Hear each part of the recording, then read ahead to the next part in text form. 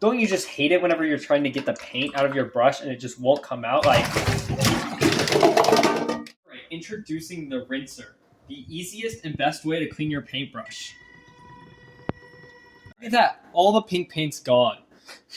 Is a super smart system that can automatically detect your paintbrush whenever you insert it. It uses a beam break sensor going across here so that whenever you insert your paintbrush and it breaks this beam, it will know that it's there and turn on the machine.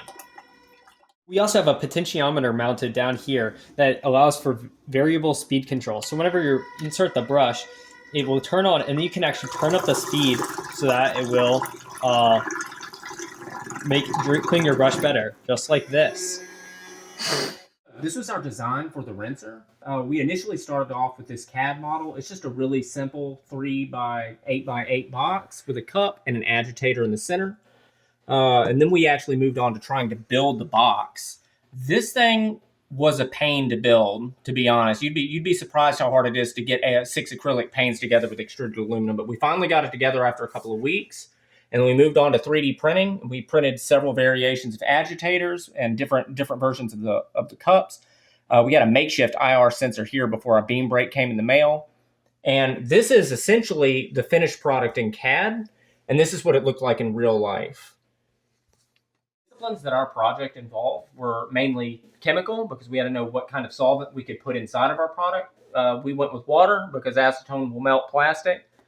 It definitely involves mechanical because of the design of the product itself. We had to design an agitator that could engage the fluid dynamics of the water. And then there were certain tolerances that we had to work inside of, such as press fitting the bushing at the bottom, and just all of the measurements that we had to get this just right for. And it involved some electrical as well, because we had to know how to wire up not only our Arduino, but the motor controller and all of the other components and devices that went to this. The economics for the rinser. So this is a picture that Niemirowski showed us. I'm going to be honest, I don't understand it, but the way that he broke it down is that the prototyping cost is about 40% of what your overall retail cost is going to be. But if you go down here, and we listed our individual parts prices, we found that if we actually took this market and mass produced it, the actual retail price based on injection molding would be about $80, where it'd be about $182 if you went with all of the extruded aluminum and acrylic that would not actually be in the final product. So this is actually a very affordable product when it hits the market.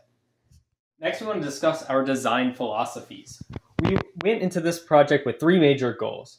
First one we wanted to do was design something that's technically challenging enough, which the rinser fit these goals by having automatic brush detection and speed control. And it also has clever mechanical design to be able to both clean and dry off the brush in the same motor and action. We also wanted to try not to shoot the moon. It would be really bad if our product just didn't work and we just spent all of our time trying to get something to work and it just didn't reach a level of satisfaction that we were happy with. And that succeeded in the rinser with it working in our demos. And actually designing something that could be useful and bring to the market so we could sell it. The rinser fits a very niche aspect that there's not really a product that exists like it anywhere else. So this fits the goal, honestly, the best of the 3. Next, to look at our code logic. So when we start, we declare our pins and variables, and that's just to be able to set up the Arduino so everything can be sensed and read correctly. Then we start our IR LED. The beam break uses an IR LED to be able to actually see when something gets inserted inside of it. So we have to start that up in order for it to be able to be detected.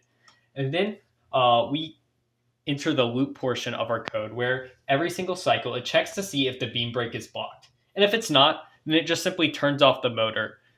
And if it is blocked, then it reads the potentiometer to see what speed we want to set the motor to. And then it sets the motor to that speed, which the setting of the speed of the motor and then actually turning on the motor are separate. So we set the motor speed and then we actually turn on the motor to that speed. So they can be separated. And then this brings us back where now if it detects that the beam break is blocked and the motor's already spinning, then it'll just turn off the motor.